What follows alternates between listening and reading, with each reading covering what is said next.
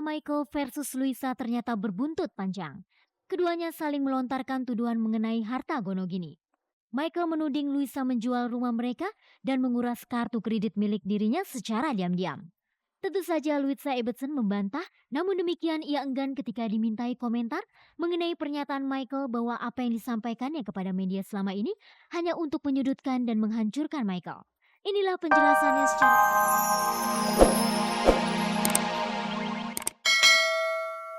Digelar Sofia dan Michael di Hard Rock Cafe Jakarta Sabtu lalu untuk kesekian kalinya menegaskan akan tetap melangsungkan pernikahan meskipun harus tertunda dari jadwal semula yaitu tanggal 18 Desember mendatang. Dalam kesempatan yang sama, Sofia membantah bahwa dia merebut suami orang. Namun rasanya bakal sulit baginya untuk mengubah opini sebagian masyarakat bahwa ia memang merebut suami orang. Setidaknya ia telah berselingkuh dengan suami orang yang sedang mengandung anak tercintanya. Bagi Sophie, pro kontra yang terjadi saat ini merupakan hal yang biasa. Karena orang tidak tahu duduk persoalannya. Selain itu menurut Sophie, kasus semacam ini sebenarnya sudah umum terjadi di mana-mana. Hanya kebetulan menimpa dirinya saja yang notabene adalah orang terkenal, maka masalah ini jadi diributkan orang. Menurut saya Sophie agak-agak lebih sadar ngalah deh, soalnya mereka tuh udah suami istri, jadi untuk yang terbaik karena Luisa juga lagi hamil, soalnya Sophie sendiri juga seorang ibu kan. Biar bagaimanapun mestinya Sofia lihatlah dia udah punya istri, ya nggak usah lah sama Michael gitu loh.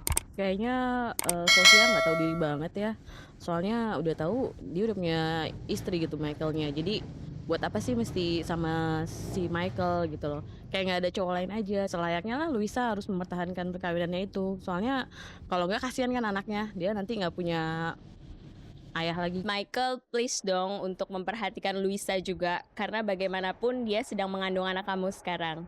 Masalahnya jika benar kata Sofia bahwa skandal merebut suami orang itu sudah umum terjadi, tidak berarti hal tersebut benar atau patut ditiru. Dalam kasus semacam itu, orang akan bertanya soal moralitas pelakunya. Sebab di sana ada masalah ingkar janji, pengkhianatan, kebohongan, perselingkuhan, atau apa saja yang berkonotasi negatif. Tapi apakah Sofia peduli dengan prinsip-prinsip semacam itu? Pertanyaan lain yang juga muncul adalah pernahkah Sofia berpikir bagaimana perasaannya jika dia berada di posisi Luisa? Tidakkah dia dalam posisi sebagai Luisa akan berpikir bahwa dia sedang dizolimi oleh dua orang yang sedang dimabuk asmara? Luisa tentu saja tidak bisa menerima perlakuan Michael yang terasa sangat egoistis itu. Apalagi ada fakta baru yang menarik menyangkut hubungan Michael dan Luisa. Dalam berbagai kesempatan Michael kerap menyatakan bahwa sejak lama sebenarnya mereka sudah tidak cocok dan jarang berkomunikasi. Yang jelas saya sudah bilang dan saya hanya mau bilang lagi bahwa menurut saya kita nggak cocok. Kalau dia nggak sepakat ya saya nggak bisa berbuat apa-apa. Tapi tetap saya merasa bahwa kita berdua, bukan hanya saya, tapi kita berdua nggak cocok. Nah itu jauh sebelum ketemu Sofia. Tapi di pihak Luisa untuk pertama kalinya menunjukkan bukti yang cukup bertentangan dengan pernyataan Michael. Pada peringatan Natal 2002 misalnya, Michael mengirim kartu ucapan dengan kalimat-kalimat manis yang diakhiri ungkapan I love you. Begitu juga pada hari Valentine 2003. Michael mengirim kartu ucapan dengan kata-kata indah yang bisa menggetarkan hati seorang wanita. Tidak cuma itu, Luisa menyodorkan bukti salinan printout dari SMS-SMS yang pernah mereka lakukan, khususnya SMS yang dikirim Michael kepada Luisa. Ya, saya dengarin informasi kayak itu langsung dari Michael. It's very painful, yeah. It's very difficult, very painful, and the stress just keeps going up and up and up and up. Komunikasi singkat lewat telepon genggam itu rupanya kerap mereka lakukan, baik saat mereka berada di Indonesia maupun ketika mereka di Amerika Serikat. Dari 28 Agustus 2002 hingga 18 April 2004 misalnya, Michael masih kerap mengirim SMS dengan ungkapan penuh cinta seperti layaknya seorang suami kepada istrinya. Bahkan SMS pada 9 Februari 2004 pukul 6.33 sore waktu Jakarta dan SMS 10 Februari 2004 pukul 9.33 malam waktu Jakarta bisa membuat darah mengalir keras. Harap maklum, kalimat yang terdapat dalam kedua SMS itu hanya layak untuk dibaca orang dewasa. Jika printout SMS itu benar, maka sulit dimengerti ucapan Michael bahwa mereka sebenarnya sudah lama tidak cocok dan jarang berkomunikasi. Rupanya menurut Luisa pada 4 Mei, Michael berterus terang bahwa ia sudah mempunyai kekasih baru yang kemudian kita tahu adalah Sofia Lajuba. Dan mereka telah bertunangan pada tanggal 28 Mei, tepat di hari ulang tahun perkawinan ke-10 Luisa dan Michael. Lalu pada 11 Juni lalu, Sofia dan Michael menggelar konferensi pers untuk mengumumkan rencana pernikahan mereka.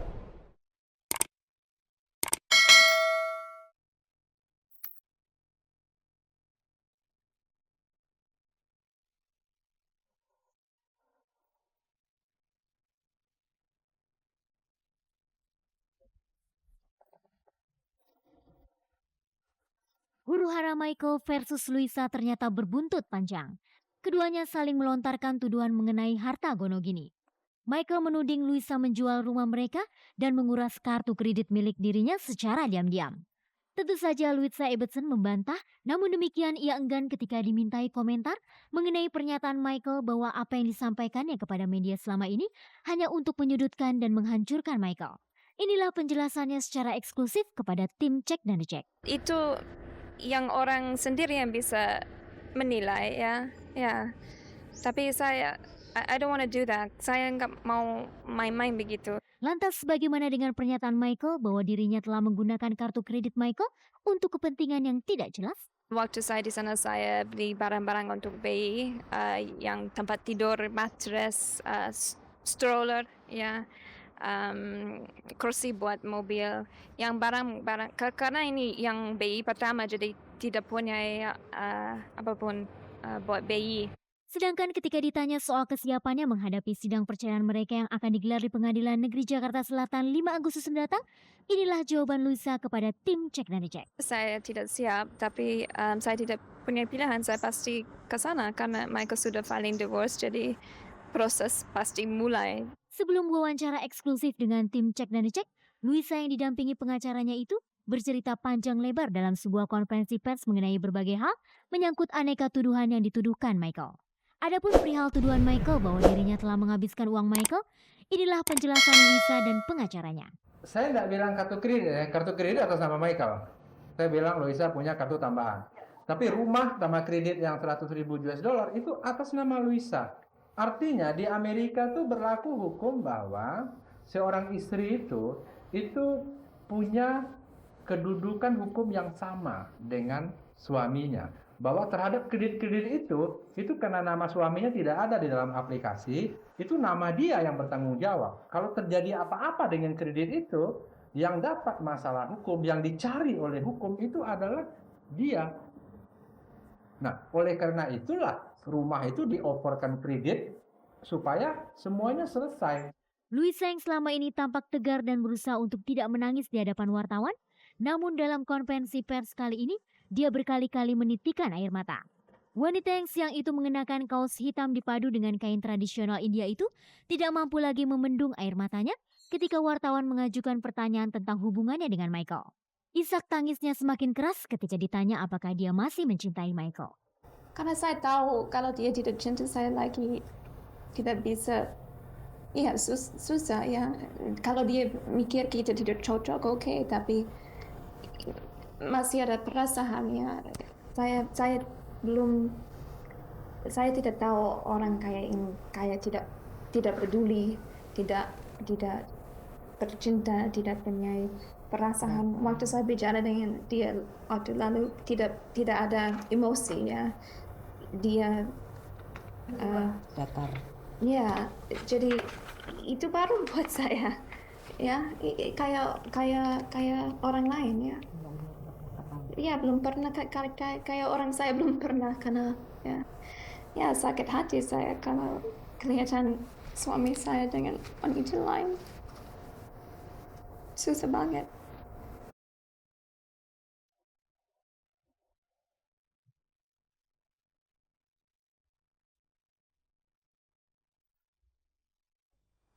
Pemirsa, jangan sampai dilewatkan untuk menyaksikan show spektakuler Indonesian Idol setiap hari Jumat pukul 20 waktu Indonesia Barat yang disiarkan secara langsung dari Balai Sarbini, Jakarta.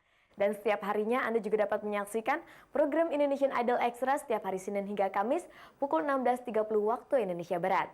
Nah pemirsa, akhirnya saya Ade Herlina dan seluruh kerabat kerja yang bertugas mohon diri. Terima kasih atas kebersamaan Anda. Pastikan selalu menyaksikan tayangan paling bergengsi ini setiap hari Selasa, Rabu, Jumat, dan Sabtu pukul 16 waktu Indonesia Barat. Tentunya hanya di RCTI.